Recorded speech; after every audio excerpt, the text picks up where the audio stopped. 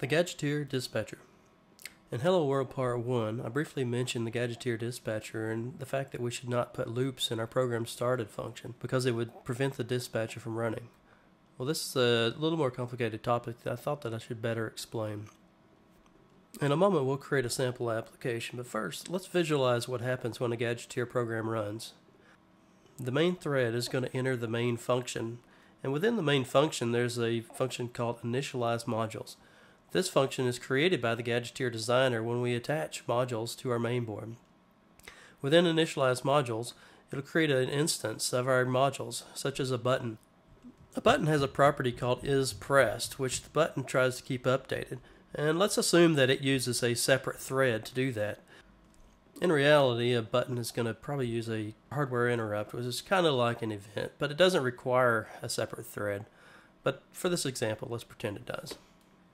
We'll also create an instance of an LED7R module. Once initialize module is complete, we'll execute ProgramStarted. Within ProgramStarted, we'll tie our button pressed event handler to our button. Our button pressed event handler calls the animate function of our LED7R. And let's also create a timer within ProgramStarted, just for demonstration purposes. We'll attach an event handler to the tick event of the timer, and we'll just print to the debug status window every time it fires. And once all of our code within ProgramStarted finally completes, the main thread will move on to the dispatcher. The dispatcher is responsible for making sure that when an event is fired by our button or our timer, that the event handler also gets called. So if code execution never reaches the dispatcher, such as what happens whenever there's a loop within ProgramStarted, then our event handlers will never get executed. Okay, so to demonstrate this, I'm using a Fez Cerberus mainboard with a GHI electronics button connected to socket 6 and an LED7R attached to socket 4. And so let's look at what happens whenever we attach these things to the mainboard using the Gadgeteer designer. This program.generated.cs file that's underneath program.gadgeteer gets populated with some code. So it creates a private instance of our button variable and our LED7R module. And then this main function is going to be our main entry point into the main application.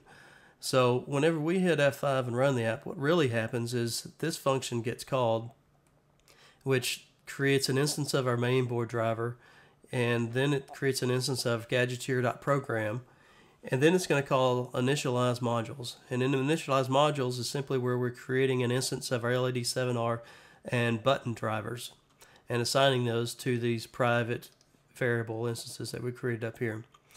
And so the very next thing is that ProgramStarted gets called, and that's the function we're focusing on for this video. But notice the next thing that happens is that program.run gets called. And so this is the association that we're trying to make here, is that if we don't exit this, this never gets called, and this is where the dispatcher gets created and executes and delivers our events to our event handlers. So if we go and look at our main program, I've got a very simple app here that's going to simply take a button press and attach it to this button press event handler, which is going to print animate to the debug, and then it's going to call the animate function of the LED7R. And I'm just turning on the red light in the middle of the LED7R module just to make it a little more visible on the video.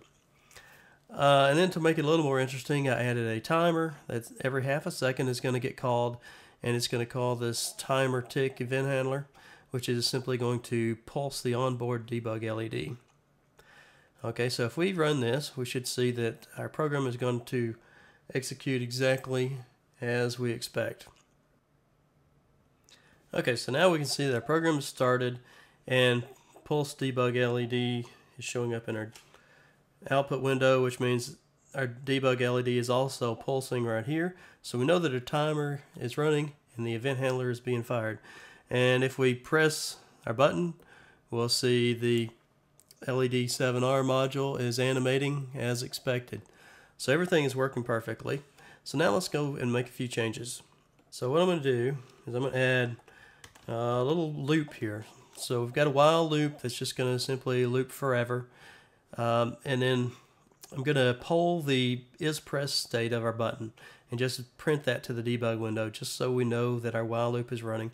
And then I've got a sleep here, and this is just for safety's sake, because if we had a very tight loop here with no sleep in it at all, then what would happen is we wouldn't be able to deploy our program to the main board the next time we need to deploy a change.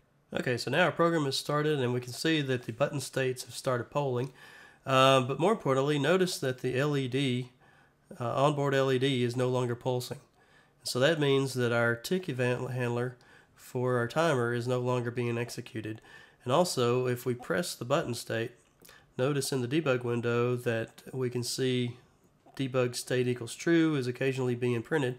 So we know our button is working and it's correctly polling it, but you'll also notice that our LED 7R is no longer animating.